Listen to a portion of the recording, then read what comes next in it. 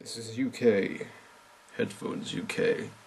My mission, should I choose to accept it, is to give the news on the recently released spy espionage action film, Mission Impossible 4, Ghost Protocol. Ah yes, Mission Impossible. Started off as a humble TV show in the mid-60s, is now exploded into a franchise spearheaded by main star Tom Cruise, amazing action scenes, and spy espionage moments that put James Bond to shame. But, after 5 years since the last movie, does it still hold up with its latest installment, Ghost Protocol?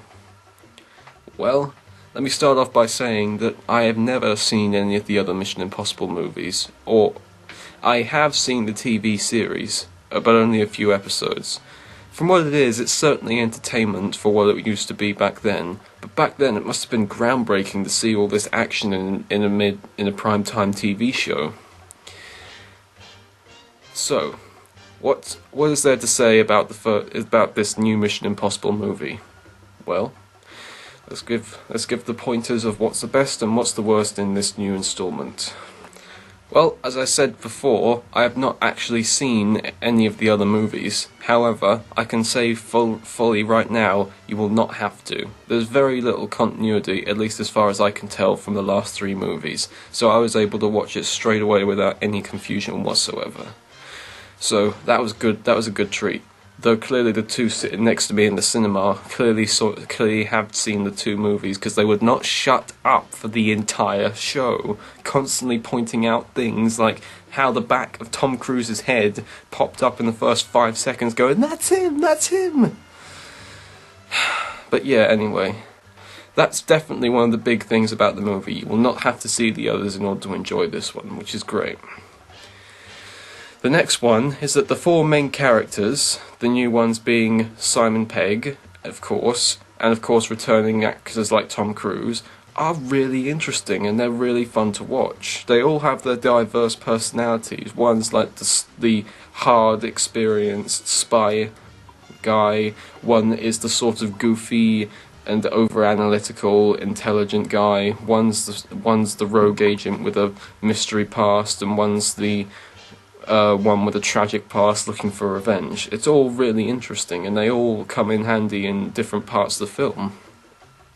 And I think what really made the movie for me is how I actually was invested to see the characters get away with what they were doing, and how I was really intrigued to see if they would pull it off or not, which was great, because action doesn't mean shit if you don't give about the people who are actually involved in it.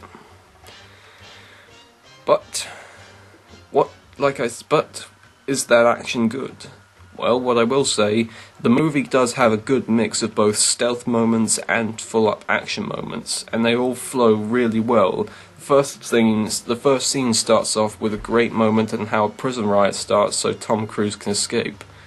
And it's really, really intriguing, even though I'd actually never seen these movies, but I still wanted to see him get away alive, which says a lot for me. But there's lots of really great moments, like they have to move a holographic screen down a hallway so that the guard on the end of it doesn't know that there's a bunch of people hiding behind it.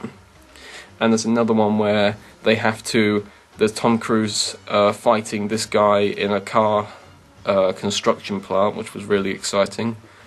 But yeah, I'd say if you're just looking for some good action and stealth, this is definitely the kind of movie you want to see this year.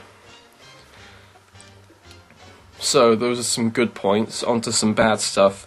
The CGI was terrible, and in the opening scene they gave an example of the CG in the opening title sequence, which looked a little bit cartoonish, but that was okay, because it was the opening sequence, and it's okay for it to look cartoonish at times. But the rest of the movie's CGI looked just like that, and it was just so bad. It looked like they cut away to some sort of 3-dimensional cartoon whilst all this stuff was going on in the meantime, and it just really distracted from the film. And special effects aren't everything, but in a movie where the action is dependent on these special effects, it really kind of ruined it. Like, there's this one scene where this probe falls down this chimney and it's like moving around, and it's just so obvious that it's not real. And also there's a part in where Tom Cruise is running away from the Kremlin being blown up behind him, and it looked more like a scene out of Battle Los Angeles than it did a Mission Impossible movie.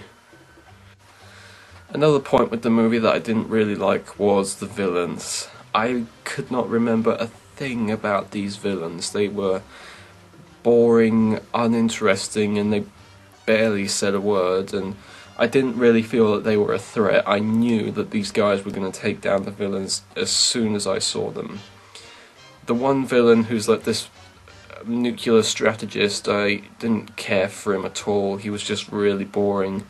And Léa Seydoux Sabrine Monroe, she was, well, it's difficult to take a villain seriously when she's got a blank, pouty expression on her face throughout the entire film.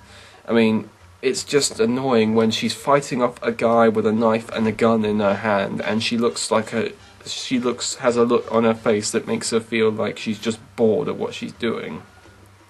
I can tell you what happened to her in the end, which I will not spoil, but what I will say, what happened to her in the end, I was so satisfied to see. Though knowing her, she probably had that blank expression on her face all the way through it. But anyway, that's just a little pet peeve, because really, the villains in an action film don't matter too much, because it's the heroes you want to invest in, especially in a film like this. This is sort of a mixed point, but the comedy, I felt, because of course Simon Pegg's in the movie, so there's going to be a bit of comedy in it, that's kind of mixed for me. There's some different jokes that do work, and I did laugh at, and some ones that I didn't really go for and I didn't laugh at.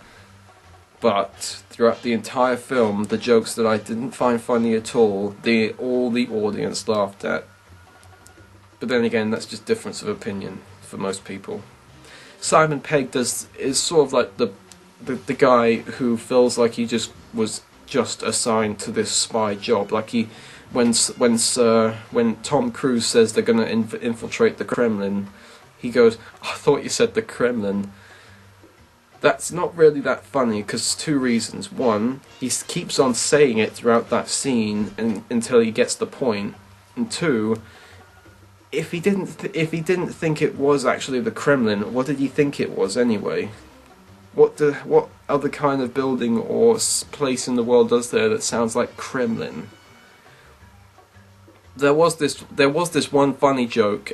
Well, actually, the entire scene was really funny when Tom Cruise is climbing up the side of the building with those gloves, and one of his gloves malfunctions and he throws it away, and as he's climbing up the building he sees the glove stuck to the window next to him, and then it falls off again.